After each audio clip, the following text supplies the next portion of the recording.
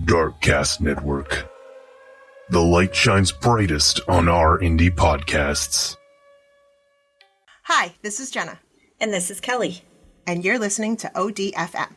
This episode is One Drop from Murder.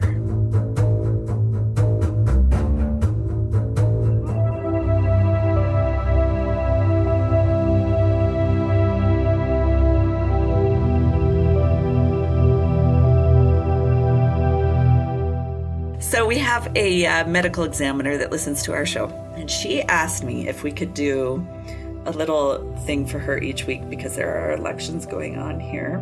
Oh. She has a coroner. You know, we elect our coroners in the state. Do you do that there too? It seems so weird to me. I honestly don't know. I think it's so weird. We elect our sheriffs and our coroners, and I'm like, isn't that somebody that should be like super qualified for the job? It doesn't matter. Right. Shouldn't you get that as like a promotion or something? Shouldn't people more qualified than me decide that you get this job? Right.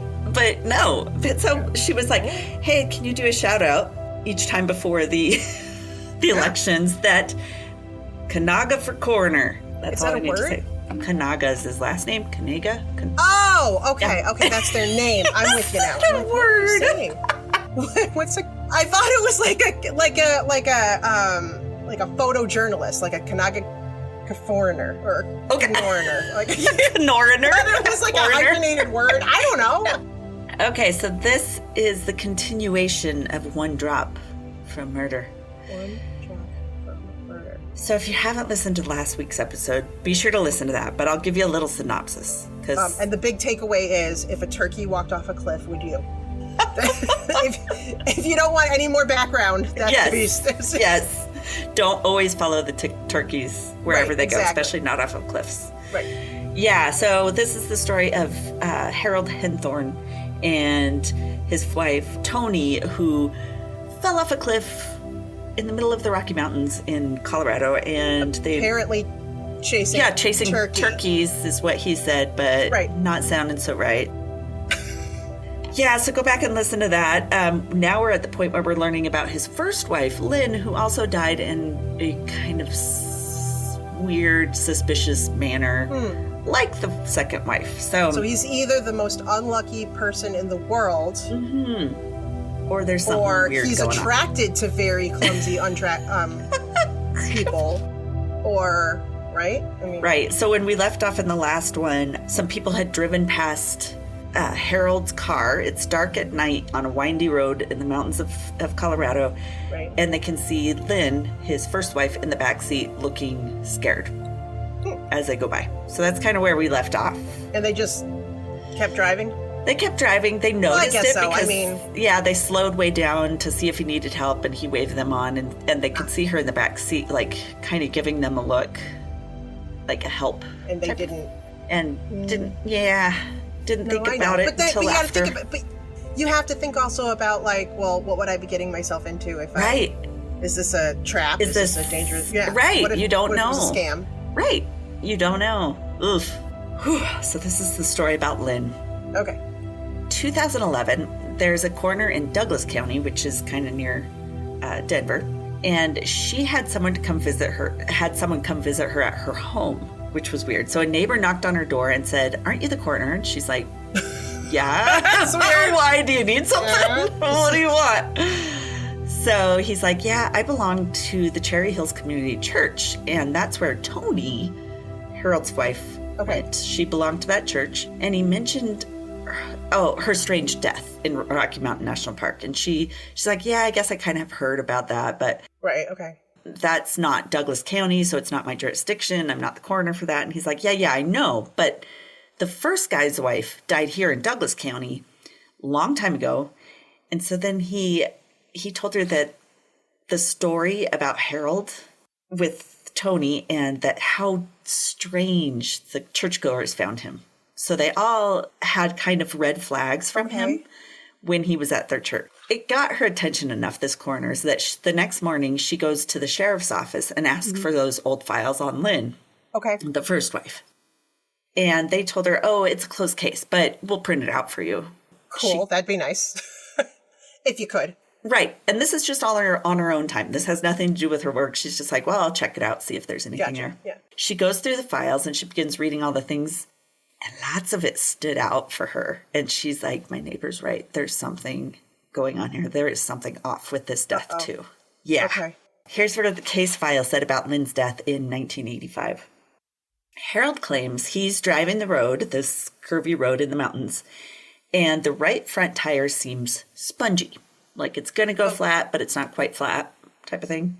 Okay. So he pulls off onto a dirt shoulder. I mean, there's no real pull-offs. And he decides to change the tire. So he gets the jack out, and he went to put it under the right front wheel well and realizes the jack doesn't work.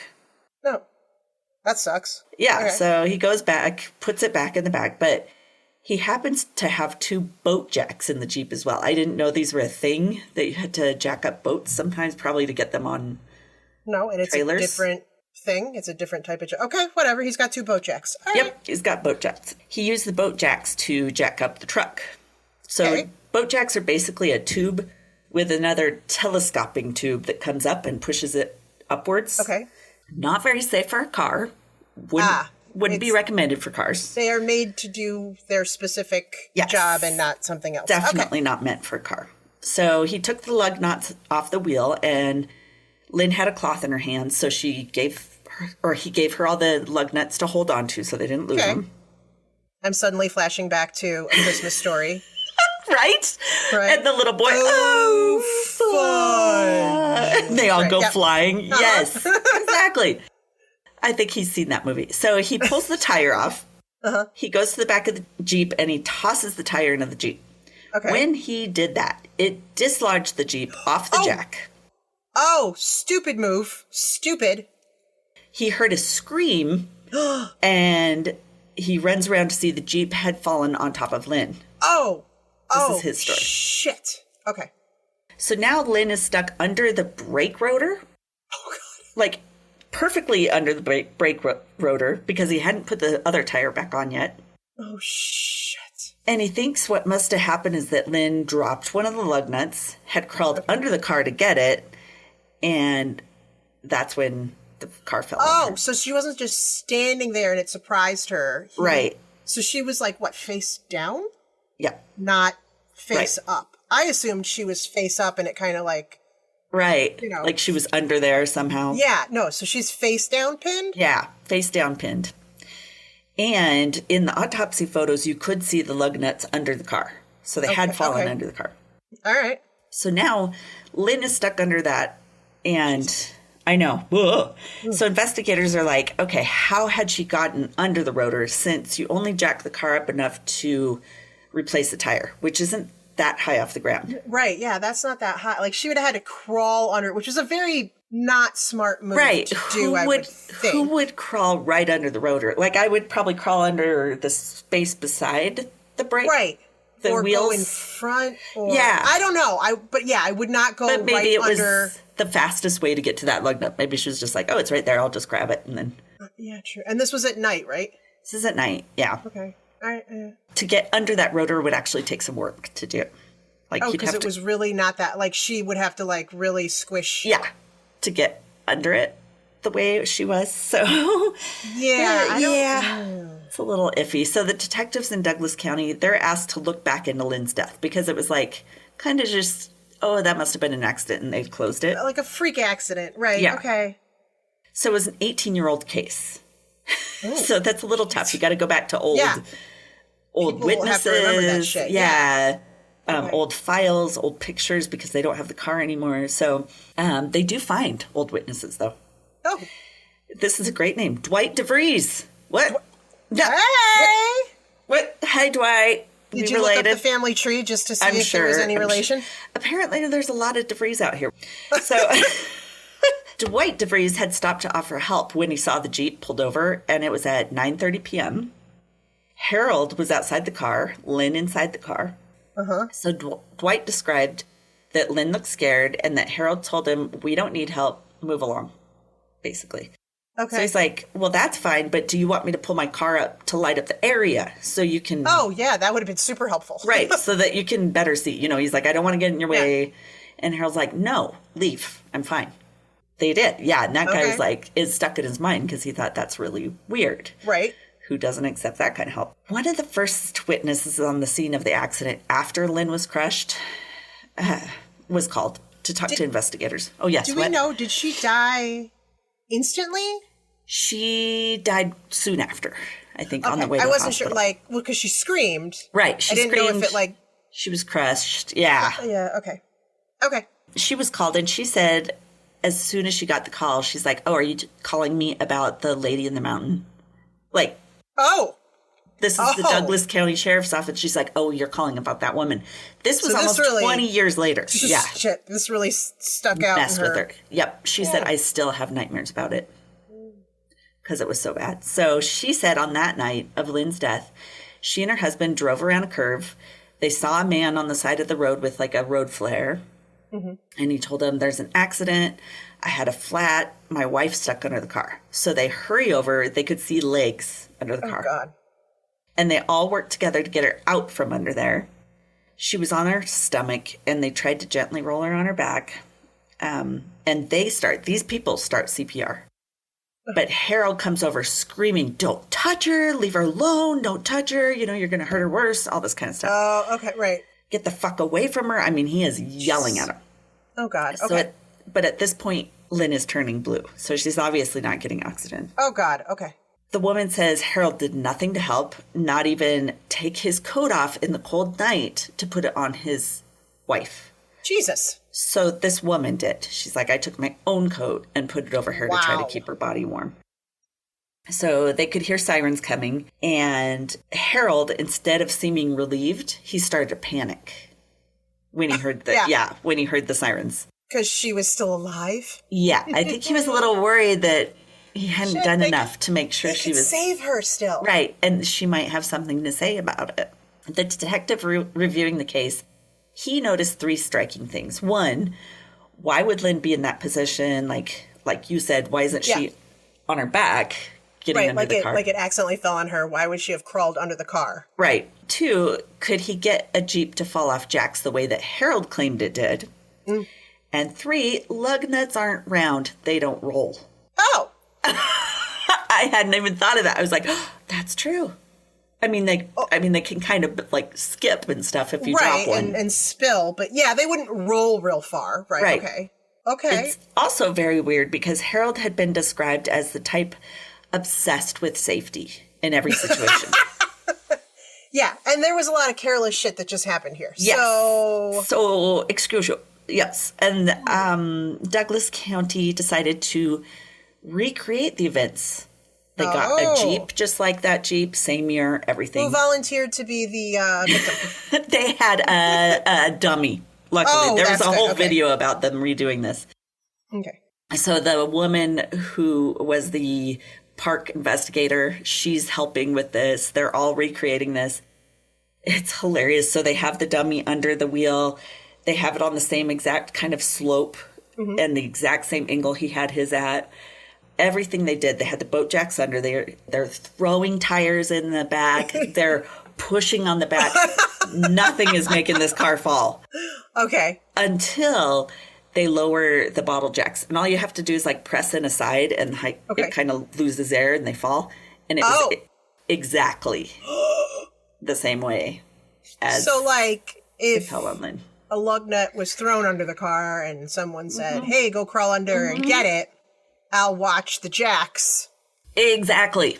That would be an easy way to do it. Yeah. So there was a grade that Jeep was parked on. So the front of the Jeep was slightly upwards, and the lug nuts would have to roll uphill to go to where they were in the picture. Those are be thrown. Very interesting lug nuts. They are. They crawl on their own. That not only do they roll, but they roll against gravity.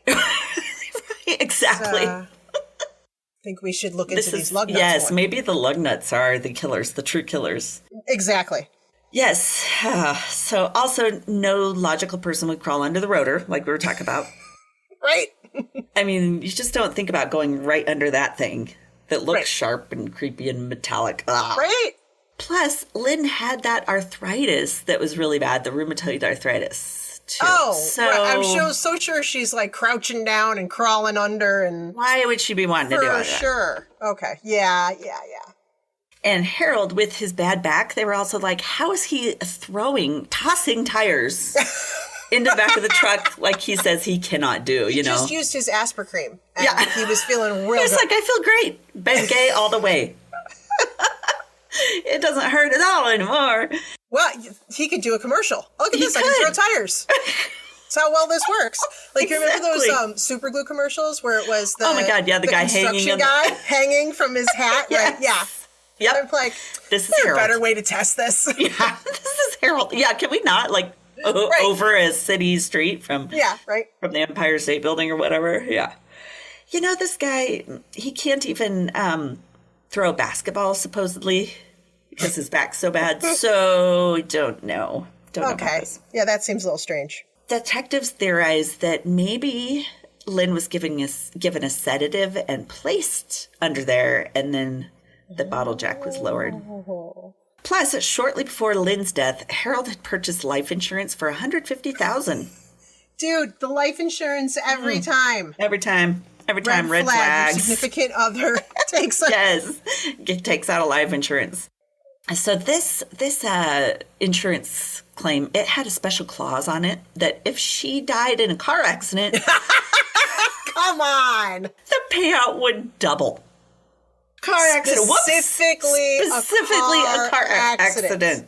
I feel like that would be something that is a clause that you could only add on if, like, you were a taxi driver or an Uber driver or a truck driver. Somebody who spent a majority of time on the road.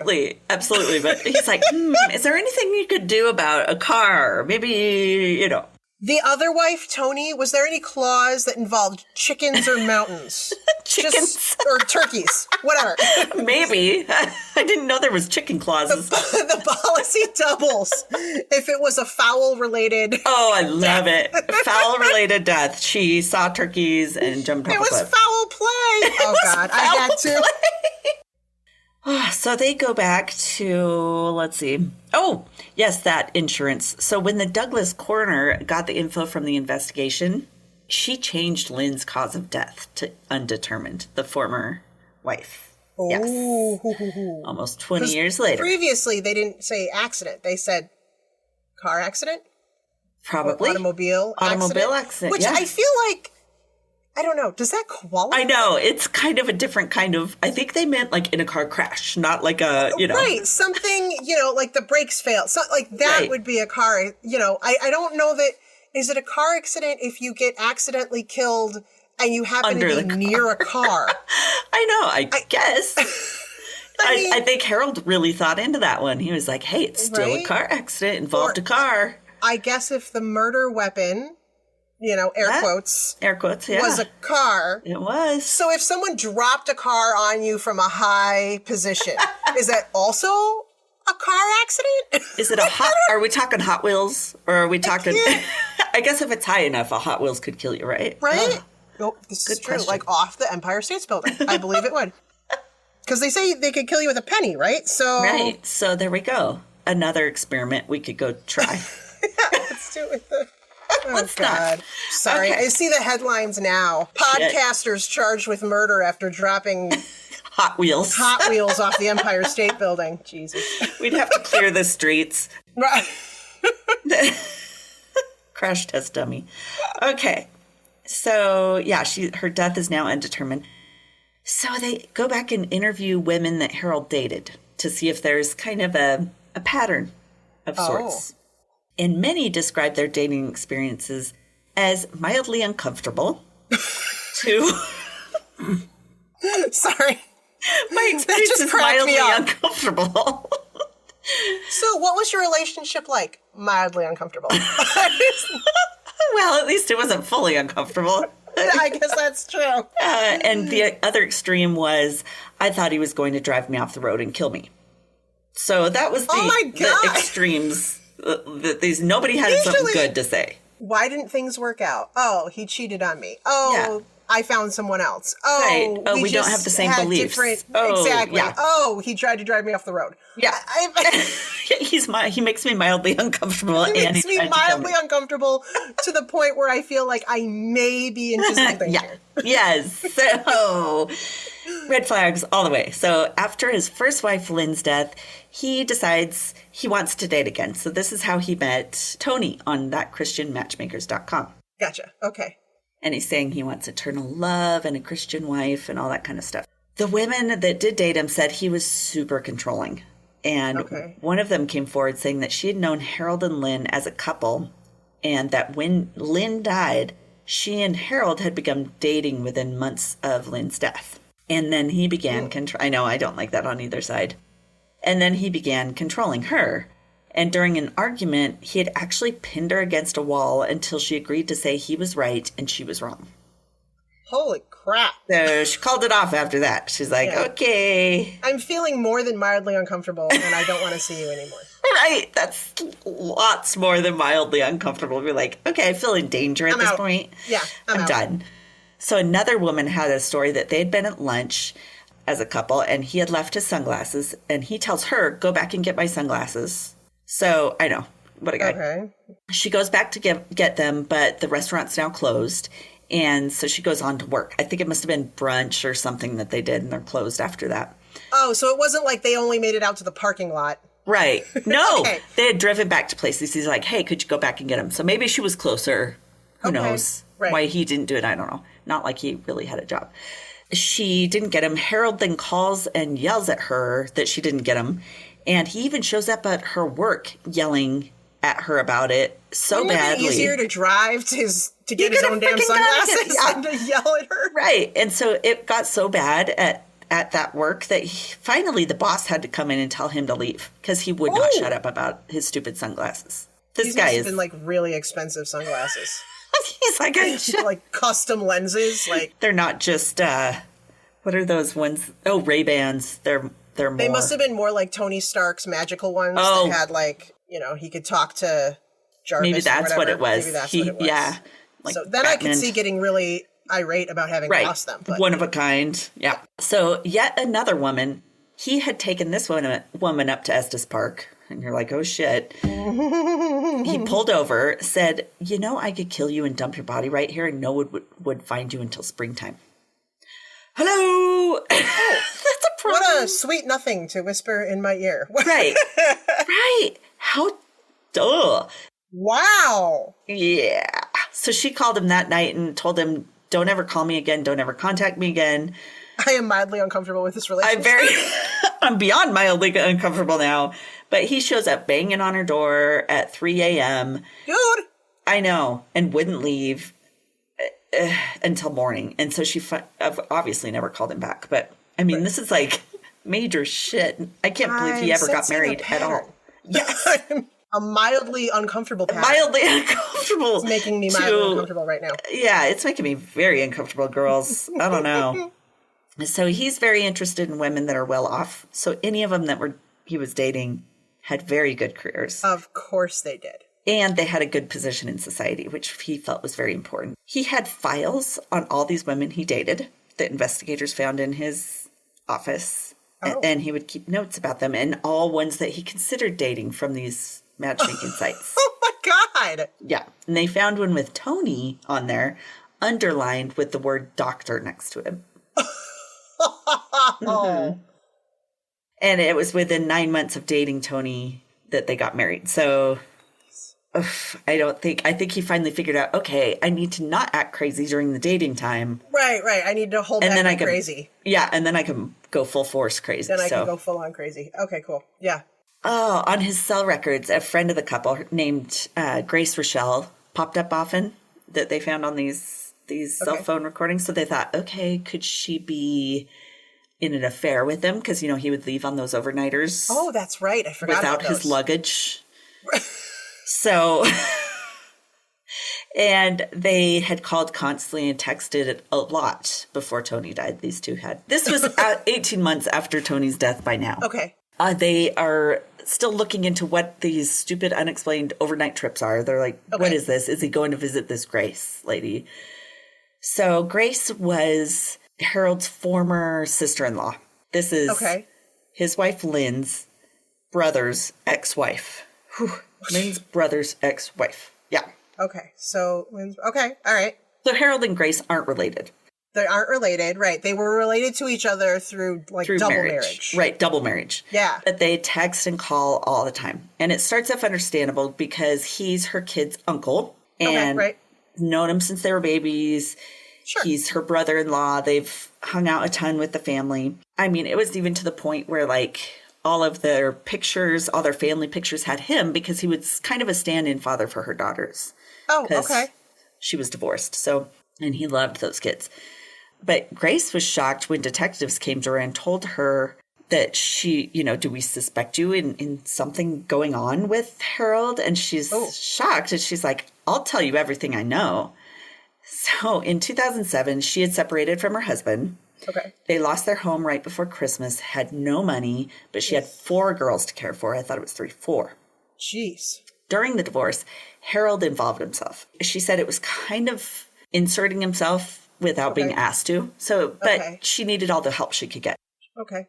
He desperately seemed to want the girls to like him, and he wanted to be super involved with him, so he did everything he could. He tried to help Grace in every way he could. So he told her she should get an insurance policy, have the girls be the beneficiary.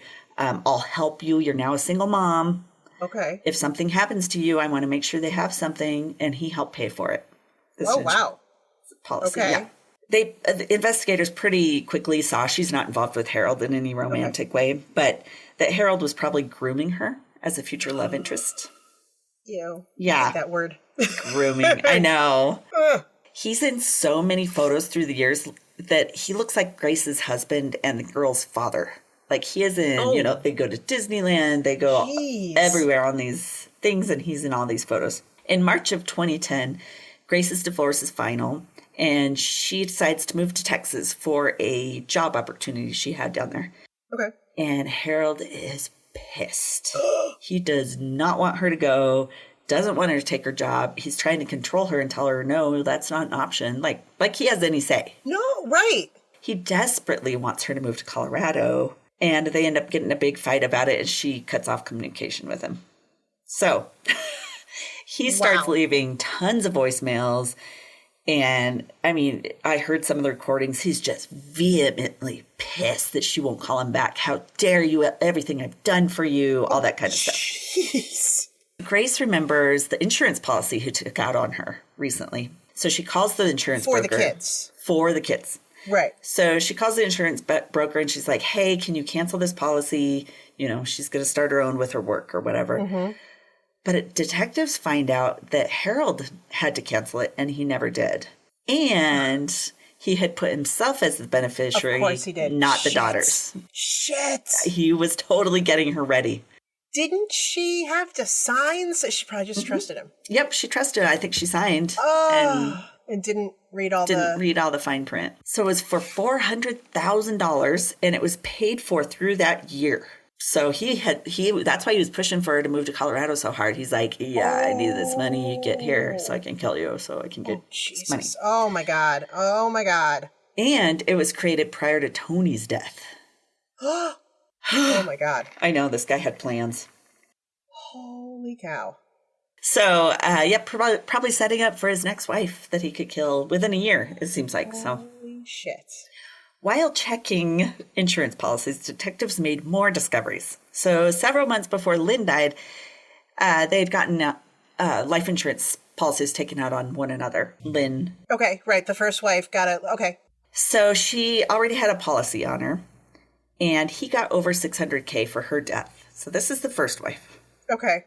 Then later he said Tony had only one policy on her, but when they checked into it, they found there were at least 4 on her, each for $1.5 million. Each? Each.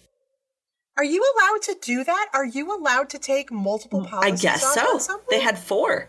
Totaled $4.7 million that he would receive after Lynn's death. God. So probably all those years leading up to meeting Tony, he's paying for his life with that insurance payout.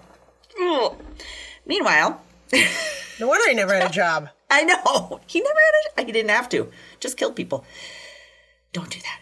So meanwhile, Tony's family comes to investigators with more info. So after he married Tony, Harold started controlling all communication with her family. Like, her mom went an entire decade without talking to her daughter privately. A decade? A decade. And they had been super close. That's awful. So she could only talk with the phone on speakerphone, and Harold would be the one pretty much talking the whole time. Yeah. That sucks. Totally. Every detail of her life was controlled. Tony had began giving up everything she loved because Harold felt it took away from their marriage and time together. Friends started to drop off. Oh, and Harold looked for Christian women because he knew they'd be more likely to be controlled because of their belief that the man is the head of the... I wouldn't just say any Christian women. I'd say deeply Christian, or traditionally Depending Christian. on the traditionally. Yeah, there you go. Like traditionally. Yeah, so Tony's mom relayed a story where she told them this wasn't the first time something bad had happened to Tony. Oh, God. So Tony and Harold had a cabin up at Grand Lake in the mountains. And on a stay up at that cabin, late at night, 18 months before her death, Haley's asleep, and Harold's like, it's a good time to go clean up outside. We need to go clean up outside. It's dark, late at night. Can we wait till morning? No. Right. Not. So the house they had a sizable deck, and once again, middle of nowhere in the mountains. Harold's on the deck, and he points out a light that had gone out below or was broken. Okay. Under the deck. Tony goes down to go pick up the broken pieces of the light. Please tell me she didn't crawl under the deck. Nope, didn't crawl under the deck. So she's bending over to pick up broken pieces of this light. Okay. And no one knows for sure, except Harold, what happened next. But something hits Tony in the back of the neck and knocks her down. Knocks her out, too. So they called 911, and her story, luckily, they come and get her. Her story is that a large piece of wood fell off the deck and accidentally hit her. That's weird. Yeah. I thought you were going to say, like, a bear came out of nowhere and just kind of like... Rawr. Yeah. She's like, don't slap me like that. Yeah, no. So she had to go to a hospital in Denver and suffered a fractured vertebra. I mean, this wasn't just a little bit. How high was this? How big was this piece of wood? How high did it fall? Oh. Was it like fall from the top of the Empire State Building? Is that? It was a Hot Wheels from the top of the Empire State Building. Exactly. So once again, it's like a remote location. It's late at night. Harold's the only witness. Weird. Right. Turns out it's a huge 20-foot beam. He claims just kind of flew off the deck while he's next to it. Like, why did they have a 20-foot beam just laying on the side of the deck that the wind could blow over? Right. I don't understand what's happening. So, I don't either. I don't know how they should have used that super glue that the guy used to keep the beam, his helmet. That would have been genius. But no. Super glue the beam. And what is he doing? Like, I get that he's like cleaning up and arranging things, but do you clean up a giant beam and throw it over the side of a deck to clean it up? He was like, we don't need this. Oh, I didn't know you were under there. This is all 20 foot. Weird. I know. So, yeah. Tony later told her mom that had she not bent over at just that moment, the beam would have killed her because it would have fractured her neck right in the right place. What's that? Oh, God. What is that movie with Martin Short and Pure Luck? Did you ever see that one? I don't know if I ever did. Where he is like the unluckiest human being in anything that could possibly happen. I'm trying to think who else is in there. The premise of the movie is this guy has a daughter who has a horrible Danny Glover. Anyway. That's it. Okay. She's got a horrible sense of luck, right? Okay. And she got lost somewhere, I think like in the Amazon or something. Or she got lost somewhere, right? And so no one can find her. So he has Danny Glover, who's like an investigator or something, bring this other guy who has another, Martin Short, who has the same, like, affliction of constantly having stupid, weird shit happen to him. Because the idea is then maybe they'll find her that way. Right, it'll just suddenly happen the same way it happened to her. It's a freaking hilarious movie. I'm gonna have to watch that one. It's old. It's got to be from the early 90s or the 80s. Probably, but it's highly worth it. Yeah, I got to put that on my list of things to do. Maybe that's what Harold has. He's right? Like, I'm just like, yeah. But these things always happen to them. So he would have had to have married 2 of these women. Okay? Okay, so that's not likely. Yeah. Okay, so then investigators like, okay, we're going to have to start tracking Harold and seeing what he does on these little trips he goes on. Yes. Because it wasn't another woman, it turns out. What's he doing? He's visiting different insurance agencies and taking out policies. That's what it is. He's got so many agents. Maybe he should just become an insurance agent. Right? Yeah. But no. Why do that when you can kill people and make a lot of money?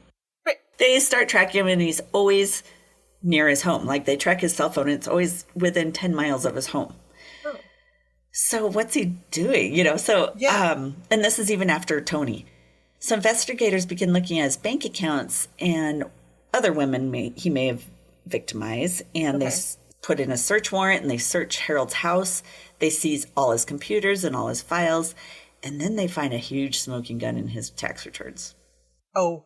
So lucky for investigators, Harold's office is full of everything. Like, he's a pack rat. He saves every scrap of paper you can imagine. Shit, I gotta tell my husband to clean shit up. Yeah.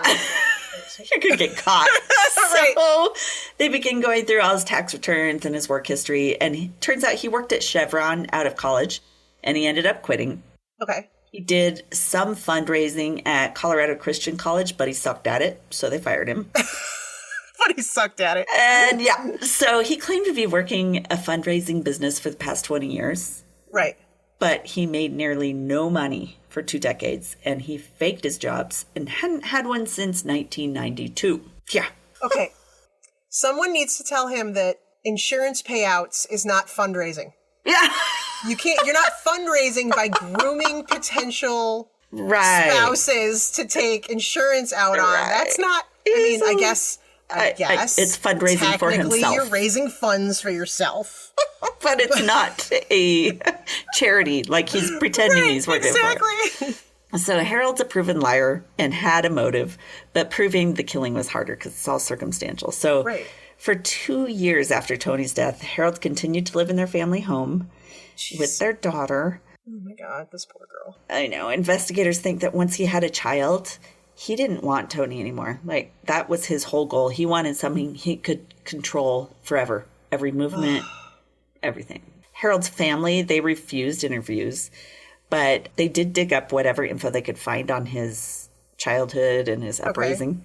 And they found some old friends of his. So his childhood was found in little bits and pieces, so they tried to put it together. But everyone said he's obnoxious as a kid.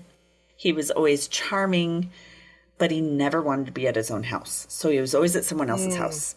Mm-hmm. Okay. And from what they could glean, it seemed like his dad was abusive and a violent alcoholic. Ugh, yuck. And he was probably drawn to loving women. I mean, he wanted to be a family man. He wanted to create the life that he wished he had had. Gotcha. Okay. He had to condition himself to show emotion because he really couldn't. Oh, jeez. So, yeah, psychopath. So Tony's family, you know, they're staying in contact with him because they want contact with Haley still. Right, okay. Ugh. So they even go on vacation with Harold and Haley so that they could be with her and kind of watch what's going on. And they report back to the FBI any information they could. And at that point, Harold starts changing dramatically. It's like he's overconfident and cocky, like he's gotten away with this and everything. Not the grieving widow? Not the grieving widow, you would think. So Harold, after visiting Harold in Denver, it's obvious that he's using Tony's family as a tool to show he's innocent. You know, like putting photos on Facebook and like, oh, look at how they support me. Gotcha. I must be innocent. Right. So at that point, they're like, we're done. We're going to speak out against him. We're going to say what he really is and point this out so that he can't use it against us in court, basically. So, of course, all contact with Haley's ceased. They get nothing after that. But it helps because finally, after 2 years, an arrest warrant is issued for Harold. Good. Finally. Good. When they arrest him, they ask him his occupation, and he pauses, and it's like, I plead the fifth. To occupation? To occupation. I can't tell you because it doesn't exist. Yeah, I don't want to incriminate myself by telling you how I make money. I'm a personal fundraiser for myself. Exactly. Personal fundraiser. Oh, God. So it's funny. They take him to the police station to be interviewed, and this really cute young woman, Marshall, interviews him. And suddenly she asks the same question, what's your occupation? And he's like, oh, I'm a fundraiser. So, all this fake fundraising. I fundraise for hospitals and churches. Right. Yeah. And puppies and babies. Oh, yeah. So suddenly he can't resist his own fake story. But at this point, he's charged with first-degree murder. And investigators showed that Harold was moving a ton of money at this time. So a bond was denied because they think he's trying to flee. Oh. So thankfully, they got that denied.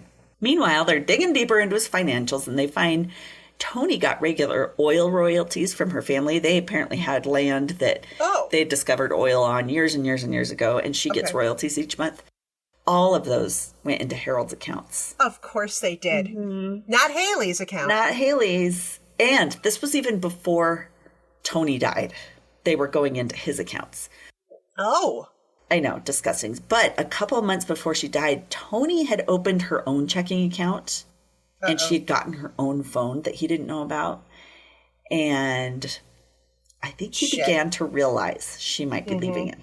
Right. Shit. And he thought a divorce would entail financial inquiries that would bring out his big lie he's been presenting all these years. And it would reveal his fraud.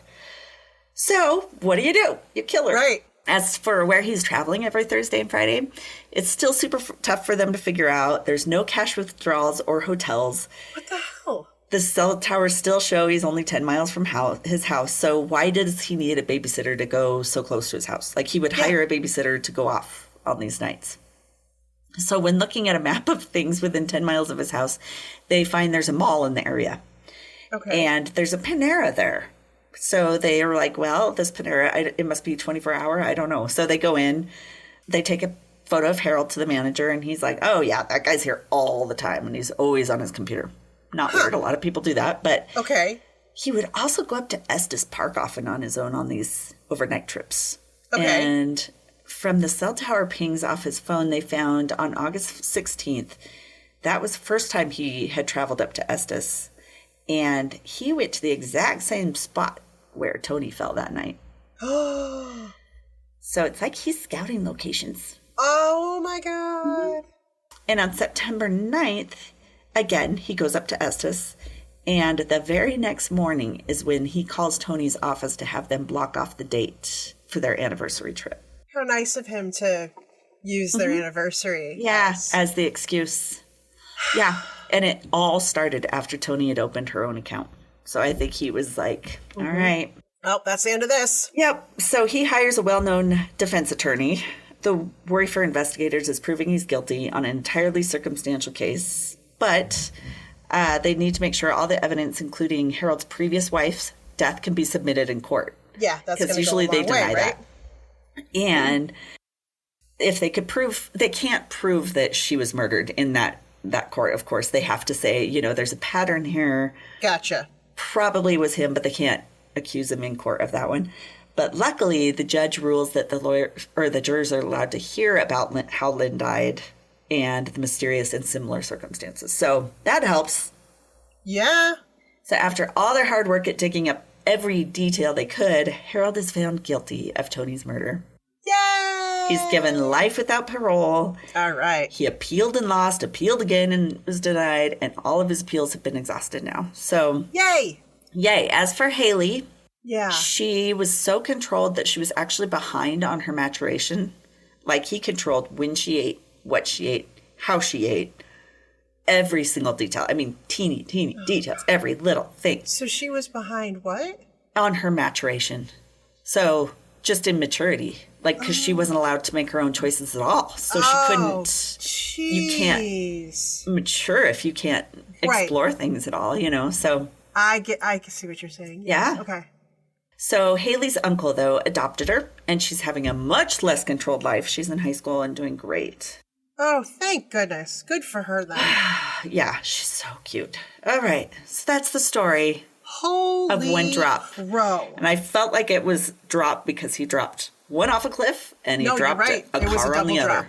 Double drop. It was double drops. Freaking scary. Damn. I know, and he would have gotten away with it had it not been for those meddling land. Kids. Wait. Mystery machine. What's up, Scoop? What's up, Scoop? Had he not done it in federal lands, they wouldn't have had the resources they did probably to look into. That's crazy. So cool. Anyway, would you like to hear my sources? I would love to hear your sources. The biggest one was Wild Crime on Hulu. She had a bad fall. Because that's what he said. My wife, she's had a bad fall. The titles of these shows sometimes, they really are lacking. And it's actually a whole series just about this case. I thought it was one episode, but that's why it ended up like so much info. It was so long. Amazing. Okay, gotcha. Okay.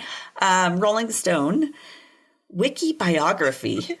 Rolling Stone. I'm sorry.